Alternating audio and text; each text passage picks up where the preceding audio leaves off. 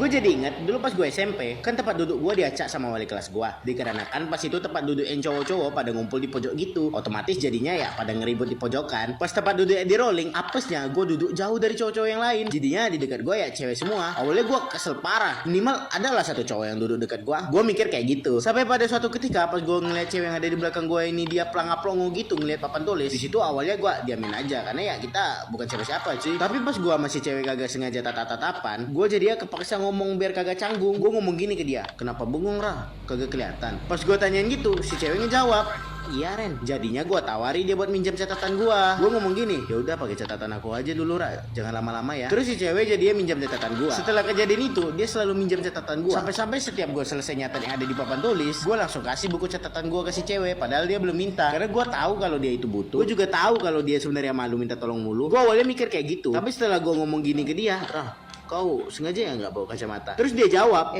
bukan gitu nah, tapi kacamata aku frame-nya jelek, jadinya aku nggak mau make. Terus gue dengan setting ngomong, kok dasarnya udah cantik Ram, mau kayak manapun kacamata gue tetap cantik. Tapi respon dia malah ngatain gue buaya. Padahal tujuan gue baik buat ngemotivasi dia, tapi dia malah gitu ke gue. Sampai pada suatu hari pas gue lagi bantuin si cewek piket, gue bantuin dia piket karena gabut aja, pengen aja gue pas itu nolongin dia. Tiba-tiba sahabat si cewek ini manggil gue, dia ngomong gini ke gue, nah kapan kamu seriusin dia? Di situ gue langsung bingung apanya yang mau diseriusin. Pas gue tanyain ke tuh orang serius buat apa, tapi dia malah kagak ngejawab. Terus singkat cerita, pas kelas gue lagi bahas kisi-kisi ujian, kan soalnya ditampilin pakai proyektor gitu cuy. Sialnya si cewek malah disuruh buat ngejawab pertanyaan yang ada di depan. Yang jadi masalah ya cuma gue yang tahu kalau dia matanya rabun. Selama ini kagak ada yang tahu karena ya gue tutup-tutupin dengan minjamin catatan gitu. Jadi ya karena gue kagak tega kalau dia diketahuin karena salah, jadi ya gue bisikin ke dia jawabannya. Kepala gue masih ngadep ke depan, tapi mulut gue ngasih tahu jawabannya. Di luar dugaan, rupa si cewek ini ngikutin kata-kata gue. Jujur di situ gue kaget banget, karena pas itu gue lagi jaga jarak sama si cewek, karena dia pernah bilang kalau kagak suka dicecein orang gitu. Karena setiap kita berduaan selalu ada yang cecein kita. Jadinya gue mutusin buat jaga jarak dari dia. Singkat cerita sampai lulus SMP, gue kagak pernah lagi ngobrol sama dia. Tapi pas gue udah masuk SMA, gue kagak nyangka banget bakalan bareng dia lagi. Padahal gue udah kagak mau ngeliat dia, tapi takdir berkata lain. Mau kagak mau tetap harus gue hadapi. Tapi beda dari SMP, kali ini gue kagak sekelas sama dia. Jujur sebenarnya gue masih sayang sama dia, tapi gue bingung sebenarnya gue ini sayang cinta atau sayang sebagai abang. Soalnya dulu pas SMP gue nganggap dia kayak adik gue sendiri. Meskipun secara umur dia lebih tua, tapi sifat dia bener kayak adik gue cuy. Jadi ya gue mutusin buat bener-bener ngejauhin dia. Tapi tiba-tiba gue ingat kalau dia bentar lagi ulang tahun, jadi gue tunda dulu buat ngejauhin dia. Gue ngelakuin itu karena di tahun sebelumnya gue udah janji buat ngasih dia sesuatu pas dia lagi ultah. Singkat cerita pas di hari ultahnya, gue udah chat dia buat ketemu berduaan gitu. Tapi dia responnya kayak kagak mau gitu. Tapi dia kagak ngasih jawaban nolak. Dia jawabnya kayak gak tahu bisa atau enggak. Kayak gitu jawabannya. Jujur gue senang sih karena dia masih peduli sama perasaan gue. Dia masih ngindarin gue sakit hati. Jadi ya gue mutusin buat ngasih dia hadiah diam-diam aja. Gue isi pakai nama panggilan akrab kita pas masih SMP. Rupanya dia masih